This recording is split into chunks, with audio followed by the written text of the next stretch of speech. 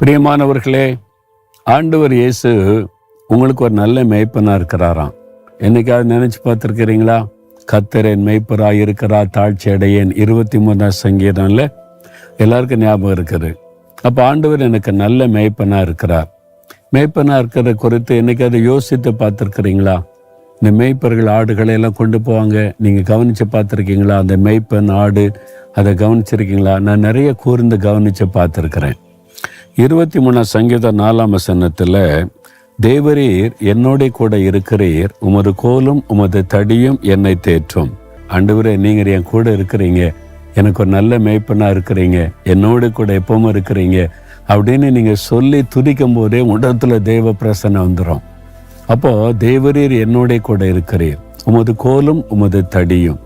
அது என்னது கோலு தடி? இஸ்ரேல் தேசத்துக்குள்ள இந்த மேய்ப்பர்கள் 2 வச்சுருப்பாங்க. ஒரு கோல், அது உயரமாக இருக்கும், வளைஞ்சி இருக்கும். சில சமயம் இயேசு கிறிஸ்து கையில் அப்படி கோல் வச்சுருக்கிற மாதிரி மேய்ப்பன் மாதிரி படம் பார்த்துருப்பீங்கள்ல. அந்த கோல் எதுக்கு அப்படின்னு கேட்டால், இந்த ஆடுகளுக்கு ஆகாரம் கொடுக்க, அந்த இலை தழைகளை பறித்து போடவும். நாங்கள் ஆடு மேய்க்க போகும்போது இந்த கொண்டு போவோம், இந்த மாதிரி ஒரு கோல் இப்படி வளைஞ்சி இருக்கும். அப்போ அதை அந்த உடை மரத்தெல்லாம் இப்படி இழுத்து கொடுத்தா ஆடு நல்ல மேயும். ஆகாரம் கொடுப்பதற்கு பயன்படுத்துவதற்கு கோல்.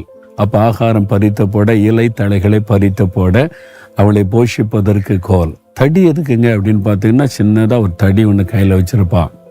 எதுக்குன்னா, ஆடுகளுக்கு ஆபத்து வரும்ல, ஓநாய் வந்துடும், கரடி வந்துடும், ஏதோ ஒரு மிருகம் தாக்க வந்தால் இந்த ஆடுகளை பாதுகாக்க தடியை வச்சு அடித்து இந்த மிருகத்தை விரட்டிடுவான்.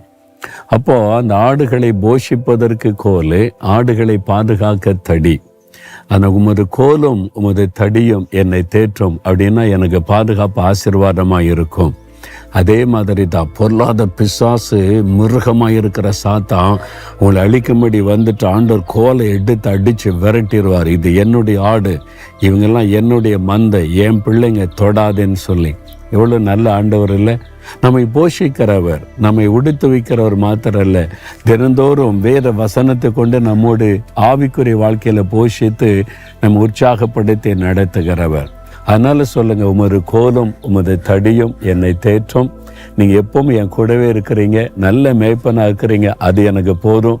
அதனால எனக்கு ஒரு குறையும் இல்லை, நான் சந்தோஷமா இருக்கிற ஆண்டவர்ன்னு சொல்றீங்களா?